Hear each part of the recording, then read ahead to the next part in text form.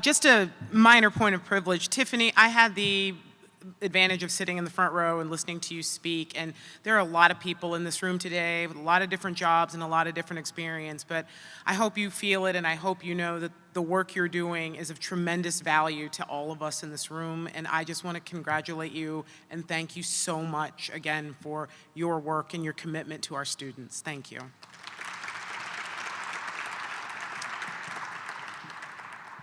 And so we'll be following this up today with a presentation from President Michael Benson, West Virginia University.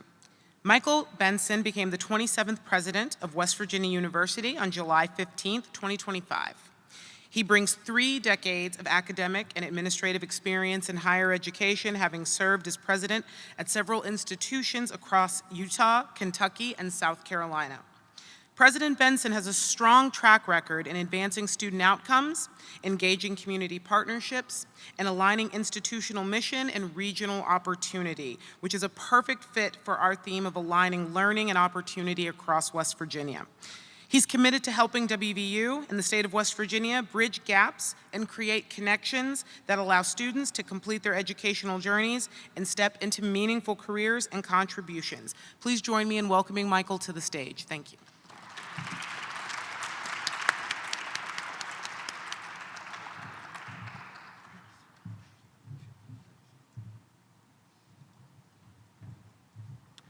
Well, good afternoon. I want to echo what Tammy said. If for nothing else, I'm a better person having heard Tiffany today. Tiffany, what you do makes a difference. And I don't know how public school teachers do it every day. And that was very inspiring, so thank you, and keep up the great work. I want to thank the Education Alliance. I'm looking around the room. I see our friend Tony from Marshall, Dr. Rosencrantz, of course, from WU Medicine, and friends from industry and business throughout the state. And I thank you for what you're doing. Thank you for making a difference in your respective areas. I was just here in Charleston on Friday where I got to see the Morgantown Mohegans win their first state championship in 20 years, and that was a seminal moment for them. By the way, Kurt Signetti, the coach of Indiana University, is a Morgantown High grad, and so it was championship weekend for Morgantown High. My wife and I are public school graduates. We're very proud of that, as are all 5 of our children. Well, 3 of the 5, 2 are still in school, enrolled at Myrtle Beach High School in South Carolina. But our kids, our 3 youngest kids, started at the Model Lab School Model Laboratory School at Eastern Kentucky University. It was founded in 1906 based on the model of John Dewey at the University of Chicago. And I mentioned that because just a few days ago, I'm joined by 2 of my colleagues, Heather and Aaron, today. Aaron and I went up to the Mountaineer Middle School in Morgantown, and on the front of that school, etched in the stone, it says, University Demonstration School. And the idea was, just like Dr. Rosencrantz and his physicians have grand rounds every day, where they take physicians from bedside to bedside, that concept was transported or transplanted to public education, where in many campuses in the early part of the 20th century, you had laboratory schools where education teachers were being taught in the morning, and in the afternoon, they would literally try and go over to the school and try out what they learned. And you talk about building a bridge, that is, I think, a very tangible manifestation of that. A goal of mine is to get into every high school, or as many high schools as I can in the state. I'm getting into all 55 counties. We had plans today to go to Nicholas County, but the weather had something to say about that. I've now made it to 34 of 55 counties, and I want to echo what Tiffany said. West Virginia is made up of tough, gritty, compassionate, self-effacing people that have a little bit of moxie to them. And that's the way I was raised, and I really feel a kinship with the people of the state because I've met them everywhere I've gone, and it's been such a pleasure to have that experience. My message to all the high school kids is to whatever you do beyond high school, do something. It has to be right for you. Whether it's an apprenticeship program, an internship, a 2-year degree, a diploma of some sort, a 4-year degree is not for everybody, I get it. We have the benefit at WVU of having 3 campuses, 3 very different campuses. Our campus in Beckley is focused on technology and engineering, robotics. Our campus in Kaiser is a 2-year school, open enrollment school, for those students that need to get their academic sea legs under them. And so the diversity of opportunities is found throughout the state, excuse me, at our technical colleges and certainly at our 4-year and 2-year schools. As was mentioned, I'm not a native of West Virginia, but I got here as fast as I could. Our home in southern Utah was at 6,000 feet elevation, so I'm used to weather like this. Not so much in South Carolina, but I did have a chance to go to school at some really remarkable places. And it all started with my grandfather, who was the oldest of 11 children, on a dairy farm in Whitney, Idaho. And when he was 17 years old, he rode his horse down from Whitney, Idaho to Cache Valley, Utah, and enrolled at Utah State University. He then studied at Iowa State and even went to UC Berkeley to study agricultural economics. He was an extension agent for the University of Idaho in Boise. And from there, he advanced, became head of the Farm Bureau, kind of their lobbying efforts in Washington, D.C., and got the attention of Dwight D. Eisenhower, the President of the United States, who called him and invited him to be a cabinet secretary, the Secretary of Agriculture for 8 years. And when my grandfather was asked to do that, he told Eisenhower, he said, I'm not from a farm state. You need someone from Iowa or Kansas or maybe Missouri. And Eisenhower's response to him was, you cannot refuse to serve your country. And I want to mention to Tiffany, thank you for your service to our country as well. My greatest joys are my family. I mentioned my 5 children. My daughter's a TV reporter in Utah, and studying or practicing what she studied, which is journalism, which is always great. My son writes for Politico. His wife is at Georgetown Law School. I'm really proud of our kids and the fact that, as I said, they're all public school graduates. I had a chance to write a couple of books, and my most recent one was called Daniel Coy Gilman and the Birth of the American Research University. I mention that because what Gilman did in 1876 had never, ever been tried before.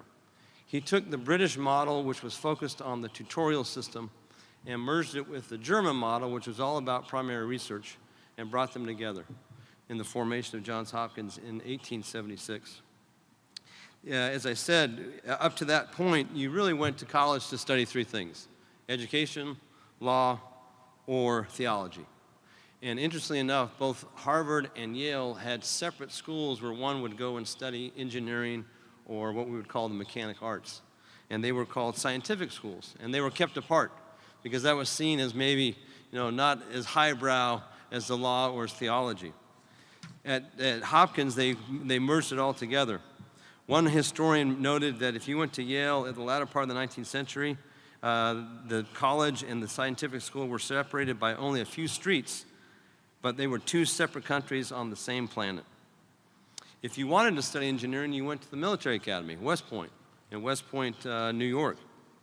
But think about the Morrill Land-Grant Act of 1862 and how that transformed American, particularly public education. The A&M, anybody know what A&M stands for? Agriculture and Mechanic Arts. That's what people wanted to study coming after the Civil War. We then grew our university system into arguably the envy of the world. And I want to share with you just a very brief list of things that you and I use every single day that perhaps we take for granted. And I hope today you will never, ever take for granted some of the technologies, the scientific procedures, the research that was perfected on a university campus and then deployed and applied for the benefit of all of us. And I'm going to say the device for the procedure and then the university where it was founded. Lasers, Columbia University. The algorithm for Google, Stanford. Anybody know what Sun Microsystems stands for? Stanford University Network, founded in Palo Alto in the early 1990s. FM radio, also Columbia. Fetal monitoring, Yale University. Congestion pricing, Columbia. How many of you have taken a drink of Gatorade the last couple days? University of Florida. Late 1960s, an exercise physiology professor said, our athletes are not getting enough nutrients or electrolytes in what they're drinking. We're going to come up with a drink. And by the way, the royalties every year at the University of Florida are not inconsequential. Global positioning systems, GPS, MIT, Johns Hopkins, Stanford, and many others. The nicotine patch, UCLA, Coumadin, blood thinning medication that Dr. Rosencrantz uses every day. That's what founded the foundation at the University of Wisconsin, where my mother's brother got a PhD in inorganic chemistry. Vitamins A and D, also the University of Wisconsin. The origins of computers, Iowa State, Penn, Michigan, Stanford. For the economists in the room, the method of a surveying public opinion, the University of Chicago. The first artificial heart transplant on a human being, the University of Utah. And this is for my grandfather's scientific cattle breeding at his alma mater, Iowa State. That is a very partial list, but every day you and I are the beneficiaries of something that was thought up in a lab, perfected, applied, maybe monetized, commercialized on a university campus. My book I did a few years ago with a co-author, a friend of mine by the name of Hal Boyd, we talked about why American higher education is so important in this country. You all know that George Washington, in his second inaugural address, advocated for a national university. And there were people that had gone to Yale or Harvard, and so they said, we don't need one, but as kind of a compromise, they formed the military academy at West Point. There are so many benefits that come from one's level of education. And again, it has to be right for you. Find that program that's exactly right. But the more education one receives, what happens? Our workforce is better trained. We are less reliant on federal and state services. We have better health. We're inclined to vote. We're inclined to volunteer. We're inclined to possibly go to church. All those things that are benefits of a level of education. I mentioned our campuses in both Beckley and in Kaiser. Our campus, of course, in Morgantown is the only R1 in the state. And you talk about the ultimate bridge, and that's the theme of today. We're trying our best to provide as many opportunities to as many students as possible. We have what's called the WU Guarantee. So if your household income is below a certain level, through the use of Pell Grants and other loans, or excuse me, other grants, not loans, once you finish the FAFSA, and Tiffany mentioned the highest ever completion rate of the FAFSA, we've got to do better as a state as well. If you come to WVU, you will come free of tuition. In 2024, 45% of our WU graduates completed a bachelor's degree with zero debt. That is something to be proud of. If they have to take on debt for graduate school, they're in such a better place if they leave our campus without any sort of undergraduate deficit, or debt, excuse me. Think of the examples that we're providing through some of our targeted programs, and you're going to hear more about these programs because we solicited from our deans, what is one signature program in your college? And Heather knows what I'm talking about because she's the one that led the charge. And we had the deans kind of bubbled up from our faculty members. What do we want to focus on? So you'll hear more about these programs: applied AI and data analytics, sport management, robotics engineering. We were one of the first to offer this degree program. Music, business, and industry. This is one of our most highly subscribed master's programs. Music, business, and industry. Environmental, energy, and land management. By the way, with that program, our job placement rate is 100%. 100%. Neuroscience. Dr. Rosenkrantz will enjoy hearing or appreciate hearing that. It combines interdisciplinary programs of both biology and psychology. And exercise physiology, the study of the human body. There are certain common threads through all of these programs. We have dedicated faculty and staff invested in our student success. And when Tiffany was talking about our group discussion was just that belief in a student from one person.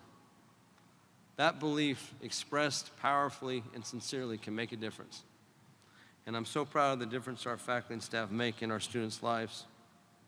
Of course, you can finish your degree and get real-world training and applications with these programs.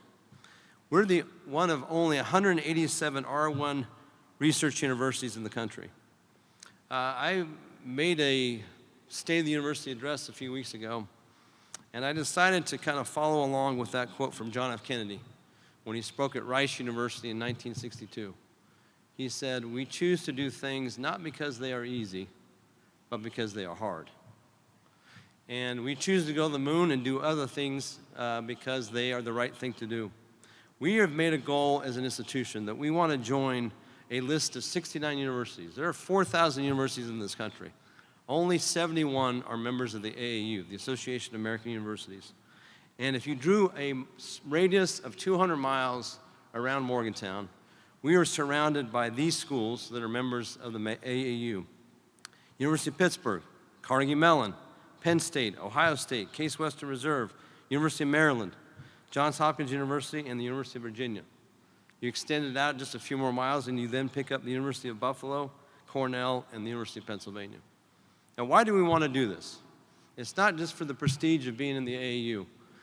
Of the 4,000 universities in the country, the 69 members of the AAU produce 60% of the research PhDs and attract 45% of federal funding. It will make us a better institution. The University of South Florida used to be a member of the Big East with us years ago. And guess what? 3 years ago, they were invited to join the AAU. And it surprised everybody. And I'm really proud of the work they did, and we're going to follow that same template. So you'll hear more about that moonshot goal of ours, but I just wanted to mention that to you today because the process through which we will pass will make us a better institution. I want to conclude with a couple of final thoughts about a strategic plan that we just wrapped up. And if I were to ask any of you if you could stand up and tell me what your institutional mission statement is, I'd be curious to know if you could. We had the chance to go around campus, as they say, socialize our plan, and we talked about our existing strategic plan, and I asked all 18 groups who could do that. Guess how many takers I got? 0. Nobody could do it. One reason is they are too long. So we went back and we looked at corporate mission statements, other institutions like ours, and the one I really liked was Nike. Nike has a $50 billion market share in footwear and clothing. So they're doing something right. Their mission statement is, we bring innovation and inspiration to every athlete in the world. Next to the word athlete, there's an asterisk. And at the bottom of the statement, it says, if you have a body, you are an athlete. I thought, that's perfect. So we went back and looked at our mission statement, and it served its purpose for its time, but this is what we settled on. At West Virginia University, pride in our land-grant mission runs deep. Success is earned, and life-changing experiences prepare mountaineers to serve others and lead in West Virginia and the world. Your bold future starts here. Let's go. You may have seen Let's Go on flags or bumper stickers in South Carolina, the 56th county there in Horry County of West Virginia. We see them all the time. So we took each one of our letters in the Let's Go, and we decided to go with phrases that would be mnemonic, easy to remember, and this is what we came up with. L, lead with pride. E, empower through education. T, transform lives. S, stake our claim. G, grow our reach. And O, outperform our competition. So that's our rallying cry with Let's Go, and I hope the next time I see you somewhere, you can repeat those to me. I wanted to start with a quote from Harry Truman, but I failed to do that. I think so much of Harry Truman. My son's name is Truman Taft Benson. I say that's the best of both parties with that name. But he once said this: education is our first line of defense. In the conflict of principle and policy which divides the world today, America's hope, our hope, and the hope of the world is education. Ladies and gentlemen, I think that is so vitally important. So I hope we can continue to work together and to build bridges, and again, make the case to every high school graduate in West Virginia, there is a place for you. It may not be at our campus, it may be at Marshall, it may be at one of our technical colleges, but find that place, pursue your passion, and together, I know we can make a difference. Thank you very much for your time, and let's go.